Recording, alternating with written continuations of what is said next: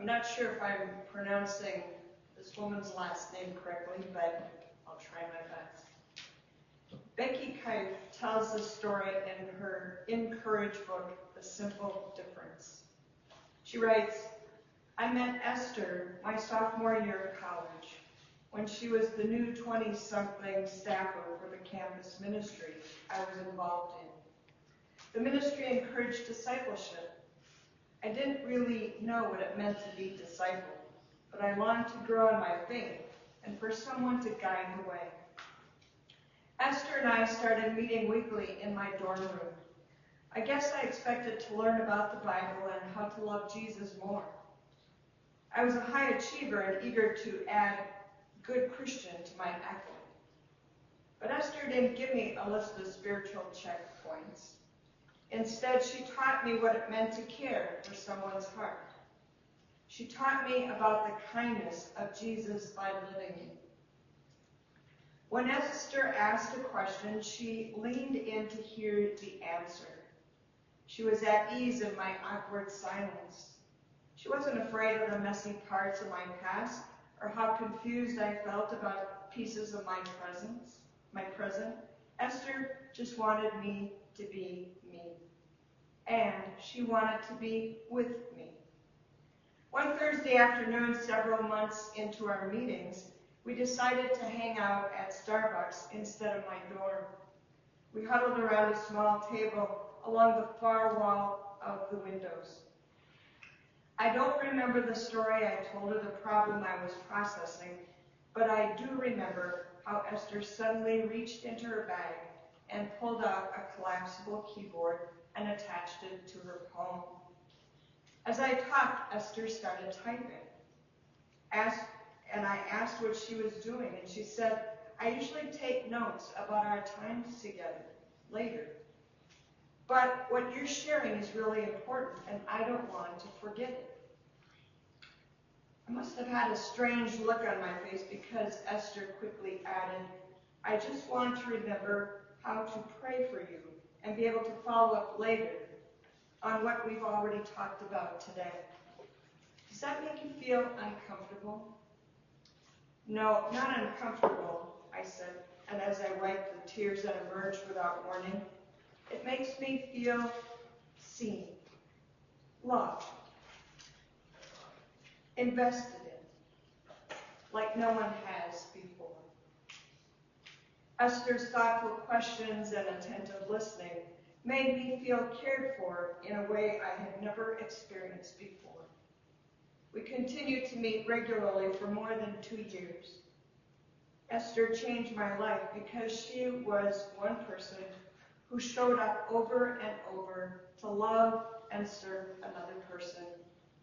She saw me and accepted me right where I was and right where she was. End of her story. I wonder if that's how the Samaritan woman felt after meeting and talking with Jesus. Jesus and his disciples, as we just heard, were on their way to Galilee. And they chose the shortest route to get there, which was through the land of Samaria. Most Jews took the longer route in order to avoid coming in contact with any people from Samaria. The Samaritans were an ethnic group that came about from intermarriages, mostly between Jews and Assyrians. They had their own temple, their own copy of the Torah, their own religious systems and practices. They believed worship should take place on Mount Gerizim, not in Jerusalem. There was a lot of animosity between those two. Jesus didn't think twice about crossing into Samaritan territory. The text says that, and I quote, he had to go through Samaria. End of his quote. Why do you think he had to go there? Do you suppose it was to break through any ethnic, religious, social, economic, and all other barriers that divide people? It was about noon when Jesus and his disciples came to Jacob's well, a well from which women came to draw water every day. Jesus sat down to rest while his disciples went into town to get something to eat. While they were gone, we hear the story, a woman came to the well to draw water. And it was the hottest time of the day. All the other women had come to the well earlier in the morning when it was cooler. John portrays her as a woman who was not overflowing with hope, but rather of hopelessness. We don't know why she came to the well at noon. We don't know much about her. We don't know her name, for once again in the Bible, she doesn't have a name because she's a woman. We know she was a Samaritan, and from her conversation with Jesus that she had been married 5 times for reasons we also don't know. There are several possibilities. Number one is a likely reason is that she was not able to have children. So one man after another divorced her, and now she was homeless. The second one is that she could have been a widow. It was common that when a husband died and he had brothers, that the woman would marry the next brother and so on. Perhaps they all died, or he had no brothers. Or the men she married were older, as women married young and younger at a younger age and married older men. She could have outlived all her husbands. The third reason, possibility, she could have been divorced. If so, it was probably not by her choice, because men could divorce their wives for a number of reasons. All they had to do was say, I divorce you 3 times, and it was done. Rarely could wives initiate the divorce. The fourth one is, as far as living with a man not her husband, this may have been the only way she could survive if she didn't have any male living relatives, because it was necessary for them to support the women. Jesus addressed her when she came near. He crossed several boundaries. First, geographical and ethnic boundaries, and then the gender boundary by asking the woman to give him a drink. Men and women were not allowed to speak to one another in any public place. And Jews and Samaritans were not allowed to share any common thing, especially a cup to drink from. She responded by asking, why do you, a Jewish man, ask for something to drink from me, a Samaritan woman? He then offered her living water that would quench her thirst. But she misunderstood Jesus' meaning of living water. She thought she'd never have to return to the well again, which would make life a lot easier. When the woman learned that Jesus knew all about her private life, she quickly changed the subject. She wanted to know the correct place of worship. She wanted to talk about that. And Jesus didn't condemn or judge her, nor did he tell her to change her lifestyle. He didn't argue with her when she defended her tradition of worship. He gave her a message of hope. He said the time is coming and is here when true worshipers will worship in spirit and in truth. In other words, God and the worship of God is not determined nor bound by geographic, gender, race, ethnicity, customs, or ritual. God's love and grace is for all people. And God's presence is everywhere. As they talked, she realized who she was talking to. A prophet. One who saw through her, knew her, and who forgave her, accepted her, and loved her for who she was. As water refreshes the body, so did Jesus' words of acceptance wash away the burdens that she was carrying. They both seemed to demonstrate grace to one another. and came together to meet each other's needs. She offered him water to quench his physical thirst, and he offered her the living water of God's everlasting love, grace, and acceptance, thus creating a bond of love, acceptance, equality, and a sense of community. The thirst in her soul, the pain in her soul, now was healed, and she was prepared to share this message of hope with others.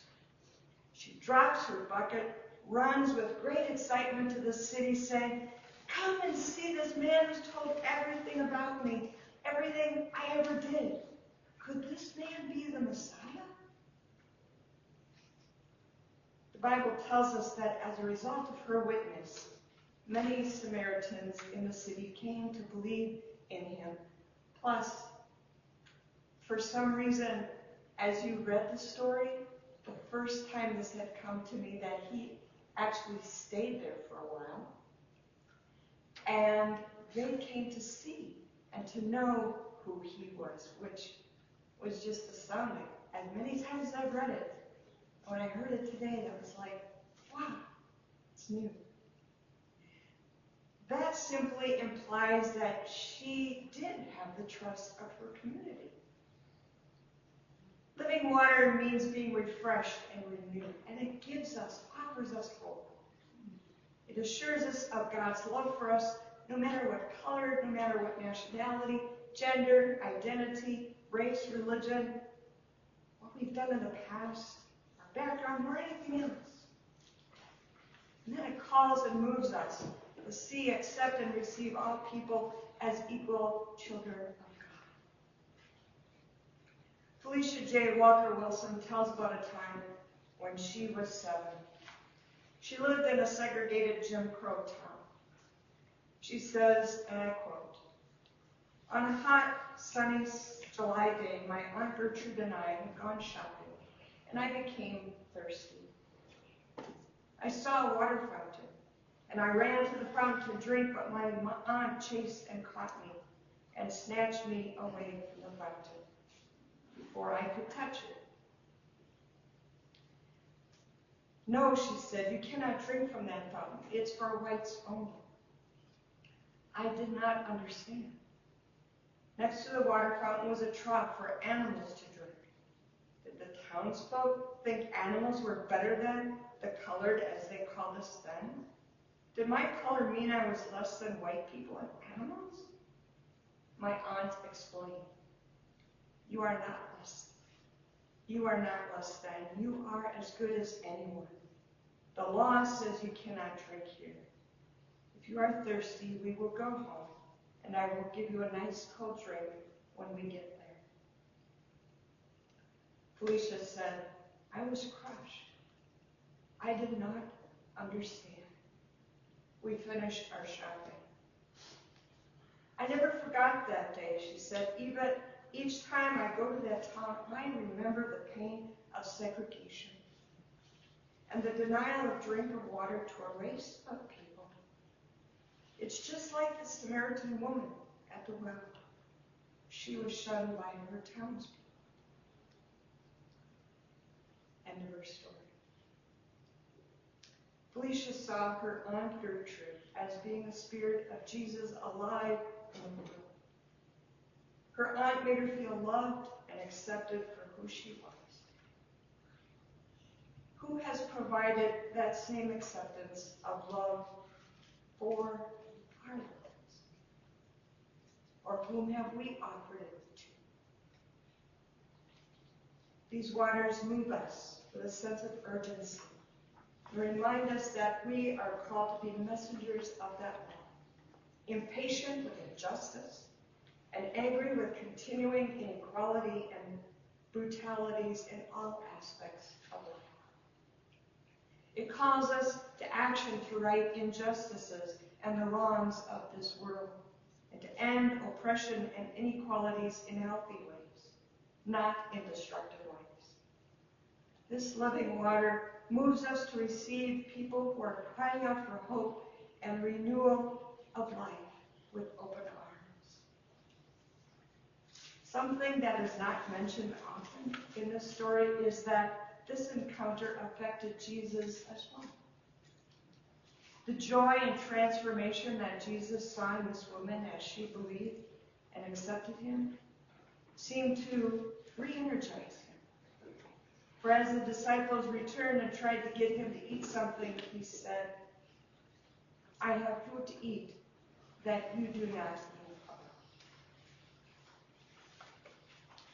I close with these words from Pastor Obie Ballinger. Let us then, as we have been graciously received and healed, go to those places of division and brokenness which we might rather avoid. Let us follow in this woman's footsteps, inviting others to come and see. Let the vision of Christianity that people see in us and in the church be broad enough and transformative enough to encompass the grace we ourselves have come to know in Jesus. Let our private conduct, our community service, and our public participation as citizens in this democracy be manifestations of the thirst-quenching water we've come to know in Jesus. Let us go to all the scenarios that we have to go through, perhaps because they are unavoidable, or perhaps because that's where we must show up for the grace of God to be revealed. End of his quote.